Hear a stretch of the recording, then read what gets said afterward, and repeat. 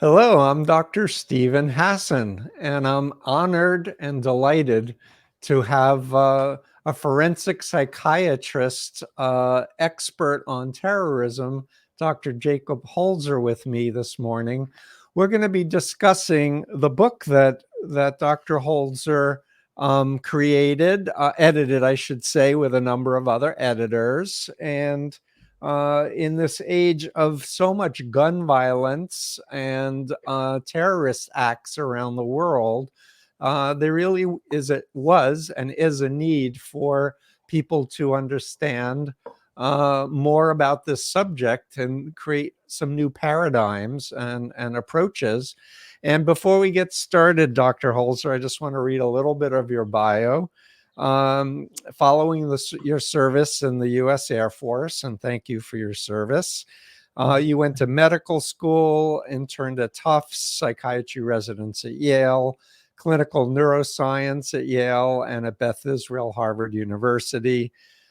You've been providing direct clinical care in neuropsychiatry, psychopharmacology, and geriatric psychiatry, in addition to consulting in forensic psychiatry and legal medicine. And that's how we first met. You gave a presentation to the program in psychiatry and the law, if I remember correctly. And it was like, wow, I want to talk to you. And you're like, I'm really interested in what you're up to, Steve. And then thank you for inviting me to contribute a chapter to this important volume. I'll just say a few more things. You're award-winning, you're board certified and in general in forensic psychiatry, and you've developed a real interest in forensic mental health and national security. And you've given numerous presentations to the U.S. Naval War College, the USMC, that's the Marine Corps University? Yes. USMC, University. National Intelligence University, never knew that existed, Defense Intelligence Agency, and the FBI. And you co-edited this incredible book called Lone-Actor Terrorism, an Integrated Framework.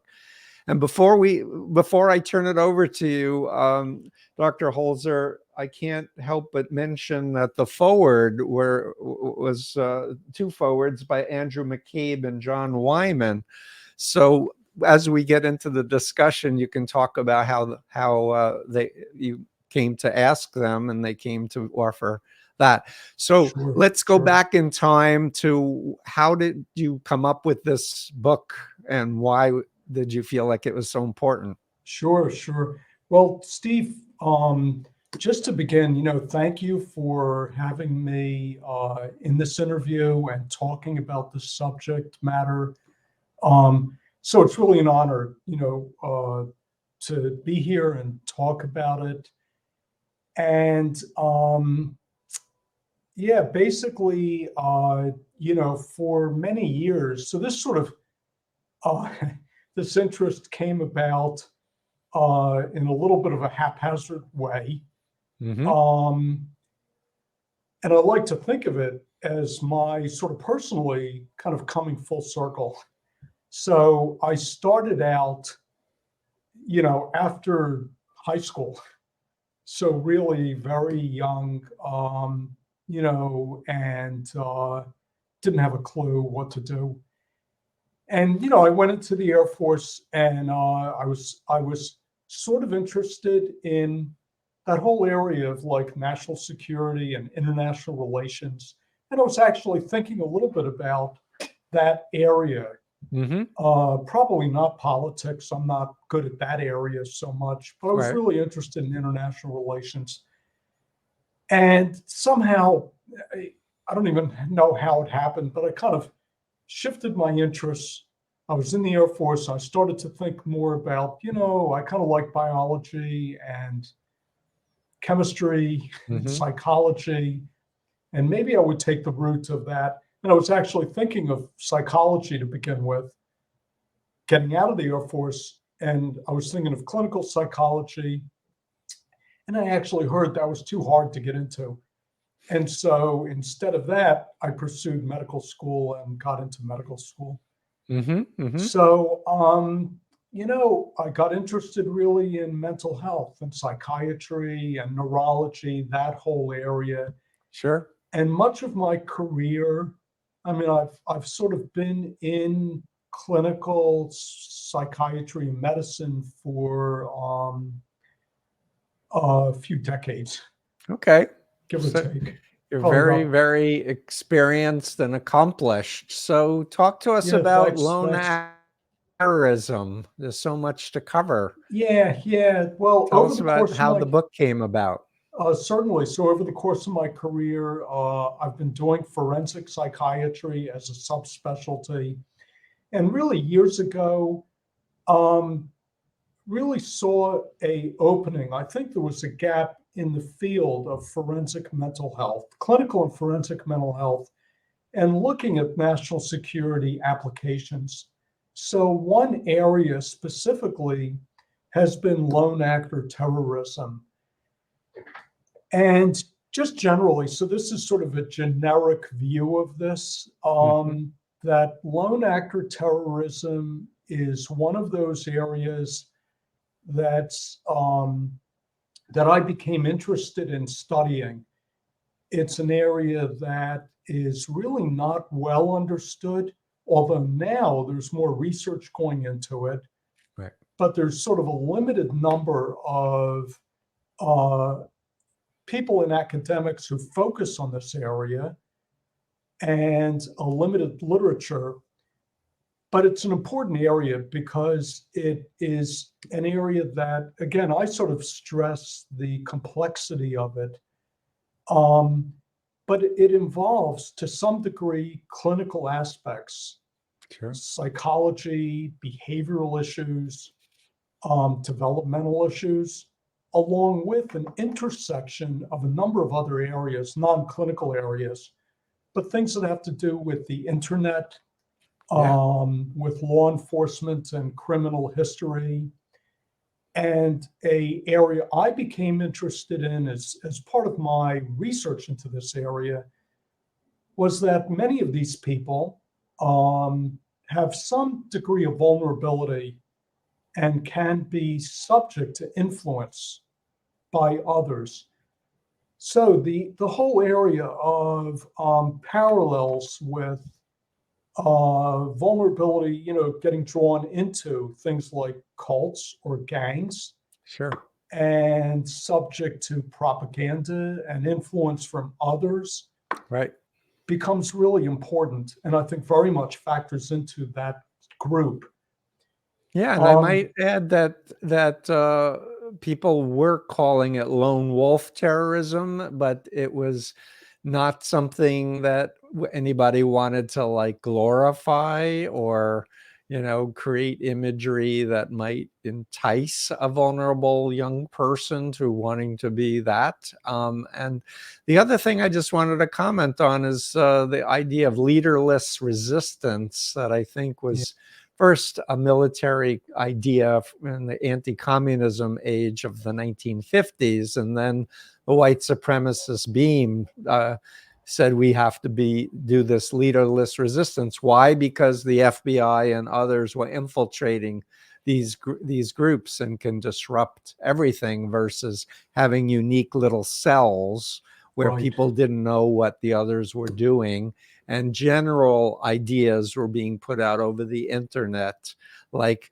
here's a way to make bombs, or here's an idea of driving a truck into a crowd at a parade, Yeah, etc. yeah. No, very much so.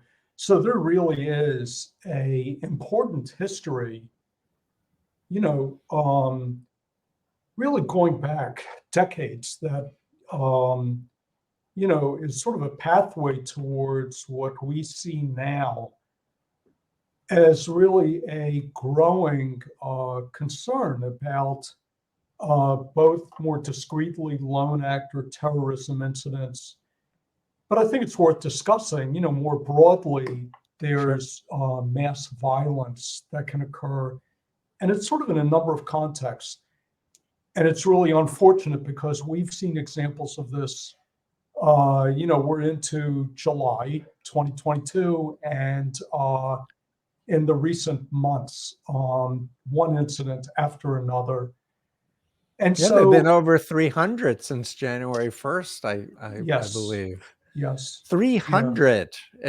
And the contagion effect seems to be also taking place. And I think the right, media has some role in this too that we right, can right. discuss.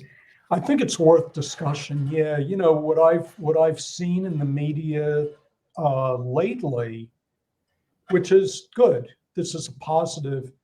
Is sort of the tendency not to name the offender, if Mm-hmm. possible, that the offender remains sort of anonymous as much as possible. I mean, that usually doesn't happen. His or her name pops up at some point, Yeah, but more but it's focus on the victims and yeah, yeah. The focus should be on the victims and families, and it is worth a discussion about. I know in our book, we tended to focus on ideology driven terrorism. mm-hmm. Um, Excuse me for 1 second, but there's a noise I'm hearing. Is that behind you? yes. Can you give me a moment? Yes, let's take a pause, DC. We'll edit this out. So there's someone right outside my window climbing up a ladder. I've got to close the window. Okay, I'm sorry about go this. for it. Give me a moment. Okay.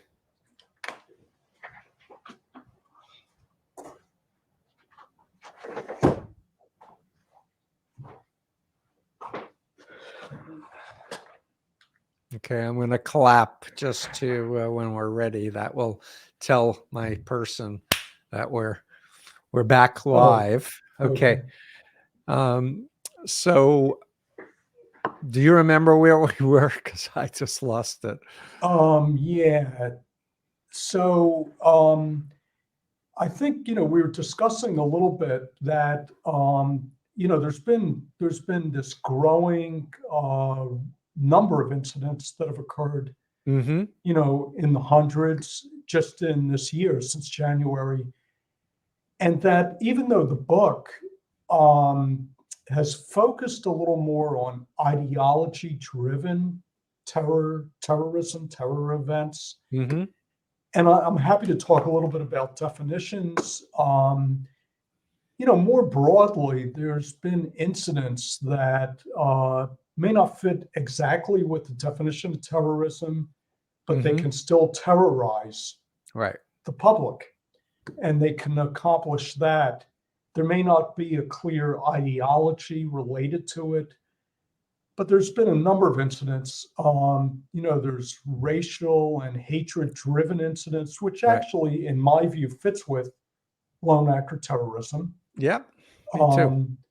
Yeah, there's school shootings that have been occurring. There's mass violence incidents where people will scratch their head and wonder, why did that even occur? What drove that? And it's sad that these things have been reoccurring. So I think it's worth a discussion Sure. about sort of the underpinnings of that.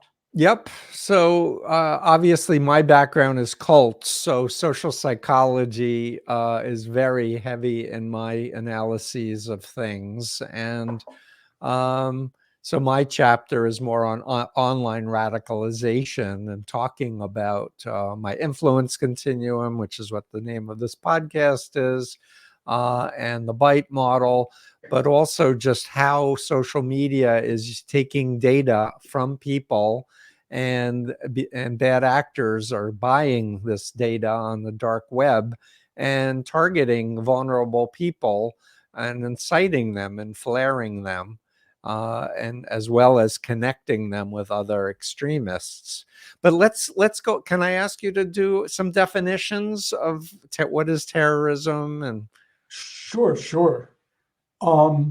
So I think classically, and again, this gets controversial, as that's in up my my field, Jake. yeah, I guess nothing is ever straightforward. Right. But in my talking with people and reading and research in this area, the sort of tighter classical definition of terrorism is an act of violence or a threat. Doesn't have to actually even occur, but a threat of violence. And it can be to an individual or to more commonly in the public,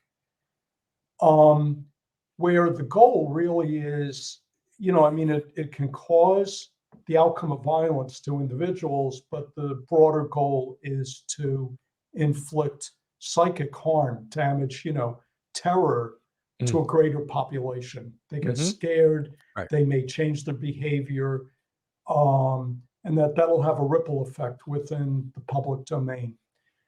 So that is kind of the classical definition, and then that you can subdivide into group terrorism.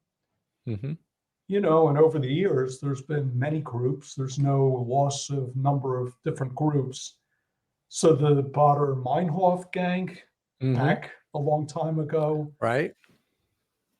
And all sorts of other groups sort of related, more to politically driven or right wing, left wing terrorism, religiously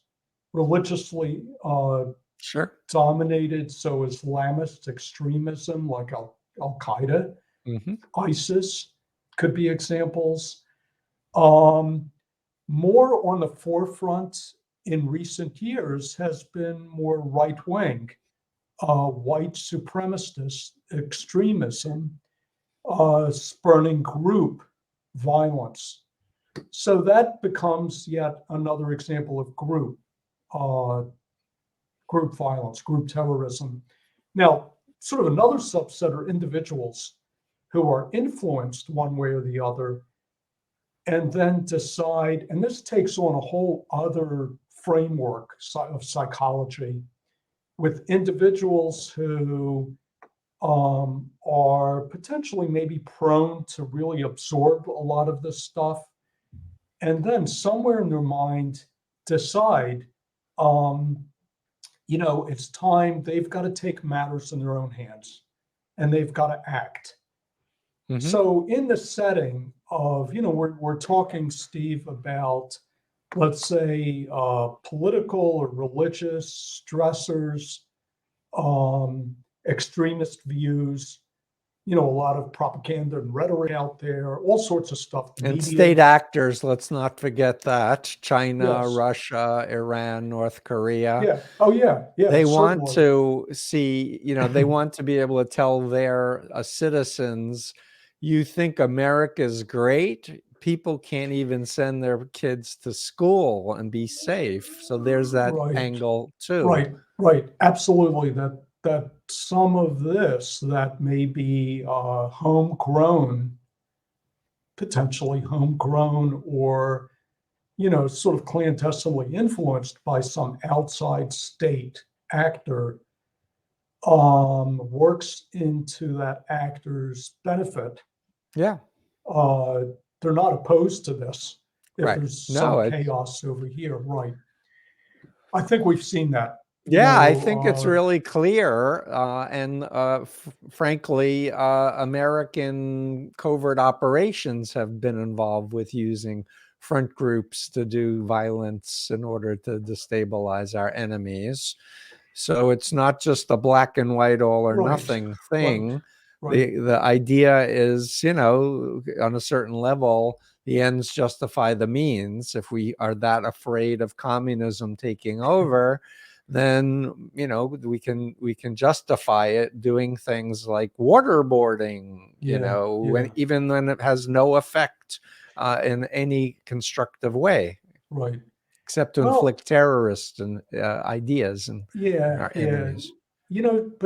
But I think you're raising really important points, that this all speaks to just how complicated this area is. That it's not exactly one person acting in a vacuum to create some chaos or violence. That, it's multi-layered. There's sort of other things going on. And in fact, the book basically emphasizes this, that, it's worth almost stepping back and getting sort of a wide angle view Sure. of kind of what's involved here. That there's sort of a number of things, a number of influences and contexts, ideologies, and that to really understand, to really appreciate, this phenomenon, because Sure. when it happens in the news, it makes, it takes center stage, a lot of focus is on that event. It creates a lot of, sort of aftermath, fallout. Right. And so really looking at that process more broadly is important. Yeah. So in my work with cults, and I have done some work with de-radicalization as well, folks on the spectrum seem to be more susceptible or vulnerable if they're not educated about how the internet works and how people can misrepresent themselves, maybe meet friends playing video games. And we know from neuroscience that our brain starts acting like this person is a friend after you play video games for 15 minutes or more. So, but you don't know who this person is. It could be a bot even, and you don't know. But the point is people can have situational stressors, but they can also have psychological vulnerabilities that make them more susceptible to Right. appeals of instant friendship, automatic structure, hope. Right. Join us, be part of the solution, not the problem. And then the next thing, they're in QAnon or some spin-off where they think the whole world is aliens, reptiles, who are shapeshifters or. Yeah. Yeah. Yeah. I think that's very accurate. That's an accurate Mhm. view regarding that vulnerability. Um, when I researched, so one of the chapters in the book, and that stemmed from, I did some basic research looking at the literature, and I looked at high profile lone actor, more classical terrorist acts. Yep. So the ones that I looked at, all of them had made the news, national news or international news, and they had some sort of ideology linked. But as a group, it was really broad. Right. So it could have been Islamist and right wing and, like anti-abortion, sort of you mix them all together. Yep. So kind of a colorful group of people. And I found that, it was interesting, at least in open source material that I reviewed, that almost everyone in that group had something clinical going on. Mm-hmm. There was some mention of something clinical. Now, that doesn't mean, and I think it's important to distinguish it, it doesn't mean the clinical issue drove the behavior. Right. It's one factor out Right. there, and it doesn't mean that they're not criminally responsible because they have that clinical issue. But what I found, and this becomes an area of real interest, is that, there may have been some sort of mood disorder or Mm-hmm. developmental disorder. Mm-hmm. Um, Yeah, a lot of ADD, ADHD, dyslexic, where people were bullied a lot and well, had trouble, really being accepted by peer groups. That seems yes, to play yes, a role too. yeah. So in the background, actually, there's that clinical piece. Um, Fairly commonly, there's sort of a developmental context Yep. that actually tends to involve some sort of background of conflict, abuse, either a household where abuse is occurring. And I include corporal punishment, Jake, in that if they were raised being hit with a belt or a Yeah, paddle. yeah. Well, that would constitute abuse, Yes. basically. So, Yeah, there's a number of these factors that are just very common to this subgroup of people that go on to commit violence Right. that may be connected with an ideology. What you find a lot less of, and Mm-hmm. maybe very little of, are people who are sort of well integrated in society. They were pretty well integrated, going through school, um, and were able to maintain other relationships. They had a healthier lifestyle, more balanced. Now, as a group, those people may be sort of extremist leaning. They may think about all of these issues, about, let's say, extremism or religion or whatever, but they may not act on it. They may encourage other people to act on it, Mm. or they may be thinking, they've got to protest. They could be active in leading a group, so they could belong to a group. But I'm talking about people who go on to individually commit sort of mass violence. I haven't really found that sort of connection. So I think what I'm getting at is that there seems to be a more defined subgroup of people that are more vulnerable towards this pathway of mass violence. Yeah, I would add the social influence model by law professor emeritus Alan Shefflin, who talks about the influencee and their vulnerabilities, but also the influencer or the predator or the predatory organization, and kind of the who, what, when, where, how, and what's the result. And my take, and I'm biased, I admit it, because I was that person who was from an intact family, highly educated, good peer group, but I got deceived at a vulnerable moment from my girlfriend dumping me into a friend group of the Moon Cult. And within a few months, I was being trained to die on command or kill on command for God. But I had no such mentality to even think about violence. I was anti-war in Vietnam, etc. But so for me, I have that bias of always looking, how did the person get from A to Z? And is it just internally generated, or is it because they're visiting websites or they're interacting with people, etc.? So I'm more Right, leaning to that social influence, which is what my chapter's right, about, obviously, right. in your book. Yeah, But yeah. yeah, so Steve, it's interesting looking at that process. I mean, I agree with you. mhm. There was some, and I think I was speaking to. It's interesting because, again, this gets into it in more detail if you really drill down. I think what I'm getting at are individuals who may have that vulnerability, but they don't really get pulled into some sort of a structure or group. Yeah. So that's a little bit of a different process. Yeah, I'm not talking of my take. Forgive me, Jake, but my take isn't that they're being pulled into a group. It's that they're being influenced. They're being targeted and influenced by a state actor, could be former military intelligence actors of the United States government who know psyops, by people using hypnosis covertly.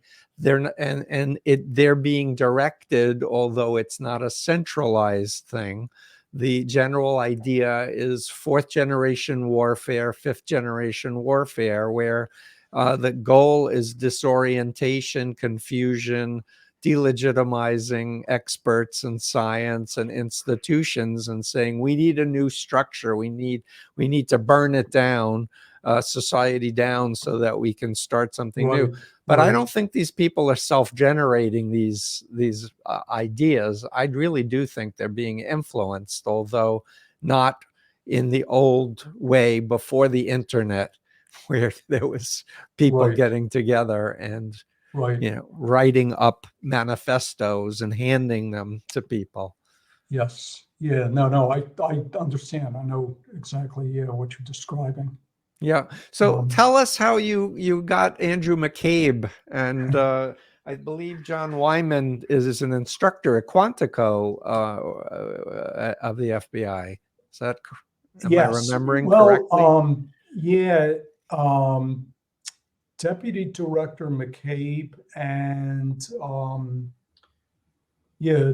Mr. Wyman are retired, Okay. former FBI. Mm-hmm. I think the operative word was retired. Okay. I think it would have been different. I think it would have been much more complicated for active people in the FBI Good point. to write. Okay. But they were really gracious enough to contribute to the book, and it was really quite valuable. Mm-hmm. Early on, and basically it was just part of my work in researching and connecting with people. I wanted the book to be kind of eclectic, Right. multidisciplinary. And so I really made an effort to reach out, um, to people in academic settings, law enforcement, the military, intelligence, Mm-hmm. Mm-hmm. and actually government to some very limited degree, congressional. That didn't work out too well. And you have the oldest and most prestigious publisher for this book, Oxford University Press. Keep going. Yeah. Well, it really wasn't, an honor. I was honored to be able to associate with people like Deputy Director McCabe and retired FBI. John Wyman has been invaluable in, his contribution, both of them. And, part of the issue is reaching out to people to get their input into this area. I mean, it's complicated. And the whole point was I did not want the book to be just a clinical. I mean, I'm coming at it from a clinical point of view, Right. but it's much broader than that. And so they were gracious to make that contribution. So who's the target audience for this? I know academics who are researching, but who else should be getting this book and reviewing it, reading it, sharing it? Yeah. So basically, and that was the goal of the book, to make it available to a really broad audience. And so I think clinical and forensic mental health professionals potentially should have some interest in this area. At least some people will have interest in it. Mm-hmm. Because we're looking at mass violence and sort of the underpinnings of that. The academic community, there's a number of centers that really look at terrorism from different perspectives. And so again, it doesn't have to be clinical, but places that do security studies, international relations, politics, law enforcement. I mean, off the top of my head, places like potentially Georgetown, George Washington University, Harvard Kennedy School. There's, Yale. There's but that's just a handful. There's a number of places that potentially could have interest, not related to the clinical aspect so much as sort of the broader context of the book. Yep.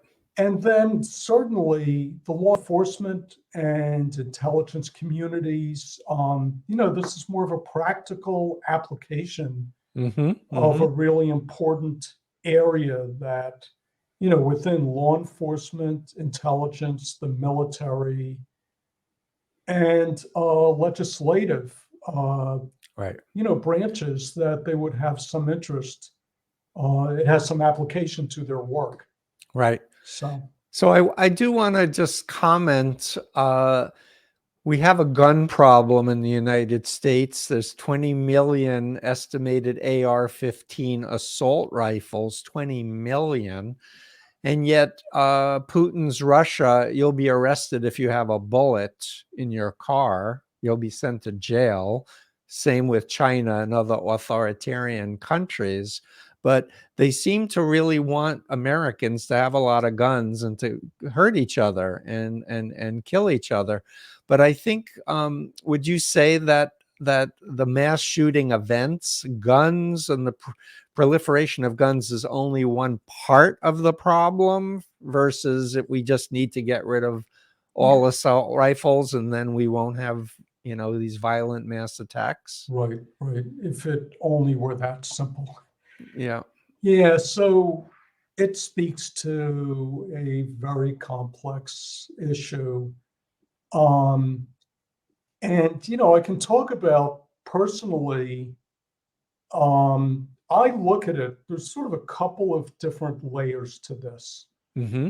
So I think on one level, we've got a crazy, insane number of guns in this country. It's absolutely insane. And, I understand respect for the amendments. Everyone should have a healthy respect for the First Amendment, Second Amendment. But I think we're at a point where it's gone way beyond reality. And my personal view is with the Second Amendment, it's important, but, you have to keep it within its boundaries of what was really intended and how much it's gone beyond that. Because one could argue that the Second Amendment should let someone purchase an artillery piece, because Yeah, it's ridiculous. that should be covered by the Second Amendment. So, I think the gun proliferation problem, and let me define that a little bit more, because I think there's a starting point with military style assault weapons, Mm-hmm. which, and again, this is my personal view. I understand a lot of people wouldn't share this. Yeah, but you're also a forensic psychiatrist who edited a book on Lone-Actor Terrorism, so I think your points of view are very important and valid. Yeah, well, yeah, no, I understand. But personal and professional view is that M, whatever, AR-15s, M16s. Mm-hmm. But those type of weapons sort of squarely belong with the military and law enforcement and have zero place in the public. Yeah. And in most developed countries, they're not available. I've done a fair amount of weapons training and shooting weapons when I was in the Air Force, and just out of interest, as a hobby. But there's just no place for those style assault weapons. Yeah, They're you don't need designed- to have assault weapons to kill prairie dogs. That's what they're arguing, that they Right. need to Well, shoot there's- 100 rounds in 3 seconds to Yeah, kill a that's prairie dog. yeah, right. That's a lame excuse. Right. The fact is they were designed to be used in war. Right. They're designed to kill a lot of people rapidly. Right. And for things like sports and hunting and target shooting Yep. and home defense, there's other weapons that are better. 100%. You know, And I had the idea that, because there are gun clubs where they have to be licensed. We can write legislation to give 5 assault weapons that if the people really need to feel what it feels like to shoot 100 rounds in 3 seconds, they can rent the gun and, shoot a lot of rounds and leave, but not have them in your trunk of the car and in your apartment because you're ready for Armageddon. Right, right. Yeah, no, I fully agree. So that's assault weapons. And frankly, when there was that period of an assault weapons ban, there was a clear reduction in mass violence. I Yep. mean, it's Yeah, black look and at white. Australia. They banned it and Right, went down almost right, completely. right, right. In other countries, but we have the data back. During the assault weapons ban, Right. the numbers really dropped. Where it gets complicated, and again, I think it's important because politically, people try to make this either a gun issue or a mental health issue, Mm-hmm. and they're missing the point and Mm. not addressing the real problem, that it's multi-layered, that you need to think about these things. Assault weapons are a major component. If there was an assault weapons ban, and again, we're not talking about banning weapons. It's assault weapons that are, I think, the big issue here. It would drive the numbers down. It wouldn't result in like zero Right. mass violence events. And I think the public, and the government, regulators, people need to recognize that, unfortunately, there are individuals that will be influenced. They're vulnerable. They'll be influenced. Sure. There may be a clinical issue. They're going to act violently, and they may use a car or truck or a knife. Sure. There can be other means of operationalizing violence. But I think, it's not everything or nothing. It's what can we do to increase safety? Right. It's not going to be 100%. Yep. But the public good matters. And I'm very disappointed at the recent Supreme Court decision around allowing more concealed, weapons carrying. Yeah. I mean, we're in Massachusetts. We had one of the strictest things. And I do admit I have a license for concealed carry, which I got after 9/11. And the last time I took the gun out and carried it was when the marathon bomber was reportedly in the next town over, and we were being told to stay in our houses. I took it out and carried it around till they arrested the perpetrator.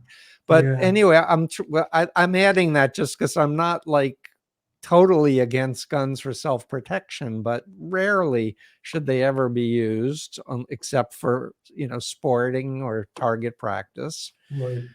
I think there's a great, Steve, there's a great need for, and I think, I think a majority, I really think the majority of Americans recognize this issue.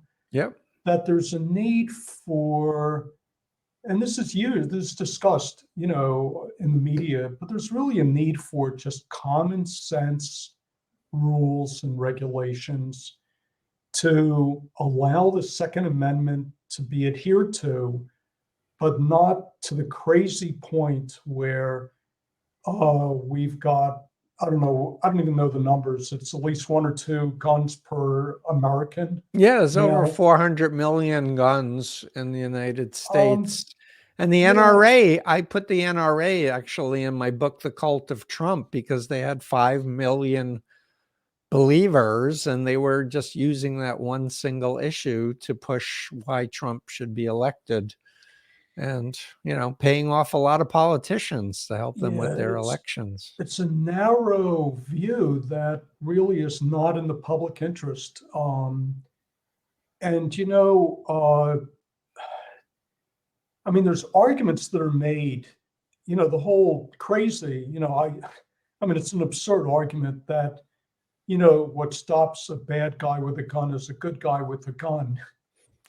Yeah, statistics don't work that way. Yeah, when you look at Uvalde, just what happened in Uvalde completely cancels out that argument. Right. Because you had like many good guys with guns and nothing happened. Well, they didn't do their training. They didn't have proper communication. There was a million things that went wrong there. But there can be some profiling of people who have clinical issues like anger, depression, impulsivity, and who write things on social media or tell their classmates things like, I could stand in the middle of Fifth Avenue and kill someone and people will still follow me. And dangerousness should be like flag. Right. Well, that speaks to, that influence, because there's going to be people out there who take that literally. Yeah. That gives them permission to say, well, maybe if I do shoot someone, I probably can get away with it. Well, Kyle Rittenhouse with his assault rifle, I thought that was so disturbing, to say the least. And celebrate. He was given a job by Republicans, I think, to come to Washington and celebrated as a hero. He was not a hero. He was a murderer. You would think if someone's running around in public with an AR-15 loaded, locked and loaded, ready to go, that there's something wrong with that picture. Yeah, exactly. So we have about 10 minutes or so, and I would like to just have you highlight some of the things you learned, things that future research that you think needs to happen, if you don't mind. Sure. Well, yeah, again, I think this is a important area, complicated, multifaceted. When we talk about terrorism, and lone-actor terrorism, there's sort of a number of other areas that I'm interested in more from an academic viewpoint, and I will be planning to kind of look at more closely.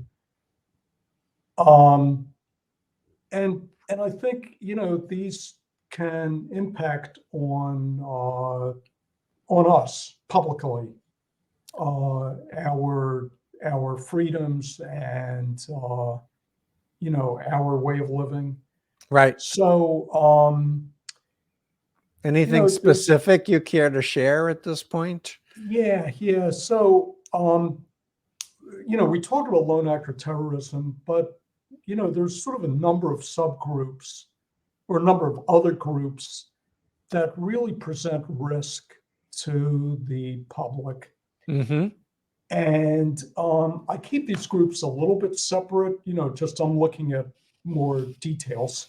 But obviously the whole issue of school shooting is an important area that really needs to be understood better, and practically steps taken to really try to reduce that risk. Yeah. Mass violence where it's not clear what exactly drove that, what happened in Highland Park, and in a number of other places. There's some other examples going back to the Aurora movie theater shooter, could be another example. I'm not convinced, is that purely a clinical issue? That may or may not be. There may be more to that. But that's sort of an issue that really needs to be looked at. There's a real concern about extremism in this country. And I think again, it gets complicated. The whole issue of extremism. On the left and the right, not just for right. Yeah, exactly. Yeah, I'm sort of looking at it more from like a bipolar picture, left and right. But the issue is that, it's sort of, again, gets to preserving freedom of speech, But at what point does hate speech become insightful and drive violence? And at what point does domestic hate crimes become domestic terrorism? Is an issue that I think is very active and really needs to be examined more closely. Right. And maybe changed. Frankly, domestic hate crimes and terrorism, to me, really feel a little bit like two sides of the same coin. But that becomes another issue to look at in this country. Yeah, I just came back from Lyon, France, to the International Academy of Law and Mental Health, where people such as yourself and myself are trying to look at that intersection of mental health and the law. And I know you were going to present there, but COVID and other things happened, but there was presentations there. And I guess I'm mentioning it because I heard a very interesting presentation about sexting, with young people showing their bodies to each other, etc. And a study was done on social learning theory applied to it, and social learning theory. But I learned something new about the formula that can be constructed for contagion effects, like somebody sitting at home watching a news story, feeding an existing thing in the person's mind. So that's an interesting new area of research. I think that would be very valuable. And then recently, Jake, I heard A Hidden Brain. It's one of my favorite podcasts on social psychology, and there was a Harvard psychologist, presenting about how our brains shift when we're in a group, when we're in a crowd, and that things we would never do individually, we do in a crowd because of this contagion effect. And I couldn't help but think, on the internet, there can be a simulated effect, like there's a group, even though there's no one else in the room with you. You're sitting in your apartment with a computer. Right. But potentially, this is really a critical area, I think, that really needs to be understood, studied, and there's probably very little that's really understood about it. But you're right, you get that individual. And Steve, I think you do study this whole area. Yeah. Looking at, an individual who may have some predisposition, some vulnerabilities, one way or the other, but they're on the internet and they're communicating somehow. And it may be through, it could be through political messages, it could be through sexting, it could be through gambling and all sorts of things. And they're told, they're doing this shared with, like 100 other people, and there's like other communications. Yeah, video gaming, people. Right. Yeah, and they don't know. For all they know, there's only one other person communicating with them, and that person may be 10,000 miles away. Right. And the person sitting on the couch, the recipient of this, would not have a clue. They wouldn't know. They may just buy into, whatever they're told. And if it happens repeatedly and forcefully enough, they can really start believing. Yeah.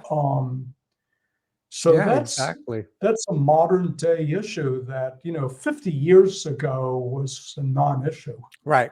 Totally. And I've been listening to the Center for Humane Technologies podcast, Your Undivided Attention, and they really are looking at the effects on people of being on social media, and even interviewing former executives at Twitter and Facebook and LinkedIn, etc., who are talking about how they can tweak the algorithms to get people more attentive so their ad revenues go up. And so there's this whole, regulation of platforms that needs to take place, and not just data mining for keywords. Right. But there's an effect on our brains Yeah. from being online. Yeah. I mean, I'm sure, and I'm not an expert in this at all, but I'm sure Madison Avenue has paid some attention to this area because, you know, 1000%. this fits with what the whole point of advertising. You're trying to influence behavior, to buy a Exactly. product. No, So, exactly. And capitalism is good, but it needs regulation. If it's laissez-faire and we don't care the harm we're causing, we can cause an obesity epidemic by advertising too much without giving the proper education about how many calories you should eat, right, what's healthy right, food. right. It may be in a company's financial best interest, but in the public's health interests, it may run counter to that. Right. So, And we saw that with tobacco, but tobacco's making another run in it with vaping, that may be even worse than smoking cigarettes. And we see this with global climate warming, where they want to introduce phony experts who are contradicting the 97% of all climate scientists because they want to sell more oil and coal. yeah, It's really sad. it's unfortunate. I think here in the States, there's a tendency, and it could be good because of the First Amendment and freedom of speech. Mm-hmm. But people have a lot of opinions, Yeah. and it's almost like no matter what the topic, you're going to get like opposing opinions, and they're going to, take sides. And I guess the issue is, we're in an environment that's really, unfortunately, really very polarized, with all the Yep. recent events. Yep. And, I'm not sure how healthy all of that is. That freedom of speech. Again, I'm not There is saying no free down with freedom speech of without speech. responsibility. The law says, about not screaming Right, fire in a crowded theater if there isn't one, because of right. stampedes and potential harm for people. And I definitely think that life is complex, so we need to avoid simplistic solutions or approaches to complex problems. Yeah. Or the tendency for people to just get to buy into some line of thinking. It's almost like a lot of people have given up on critical thinking. That let Yep. me look at what's happening and figure out, there's two sides to some discussion, and where does it really lie? And, is there sort of a balance here? Right. And there's sort of somehow almost in society this tendency in the last several years to almost pick sides and be more Oh, I think it's polarized. deliberate. That's my thesis in The Cult of Trump, that there are forces that have been driving this to accelerate the demise of the United States so other countries can invade Ukraine and take over Taiwan and other things like that. I definitely, that's my strong opinion. Jake Holzer, thank you for this amazing contribution. And personally, I want to thank you for inviting me to contribute a chapter, because the whole cult mind control thesis is still not widely understood or accepted academically. And continued success. And I hope that we get a lot more calls for interviews with you, and other contributors of the book can share. And there's a lot of powerful, important information in this volume. Yeah, no, thank you, Steve. Thank you for contributing, but also thank you for having me here to talk, Oh, my pleasure. to interview, and And I would I be very much remiss. appreciate it. I would be remiss to not acknowledge Jon Caven-Atack and Mansi Shah and Simran Malhotra, who helped me with my chapter, because it was a lot of work. Oxford's not an easy publishing company to work with. Whoa. Yeah. We need more details and references from whatever. Anyway, we did it. It's a hurdle. Right. Yeah. Thanks so much. All right. Good. Thank you. Thanks again for having me on. Yeah. Pleasure.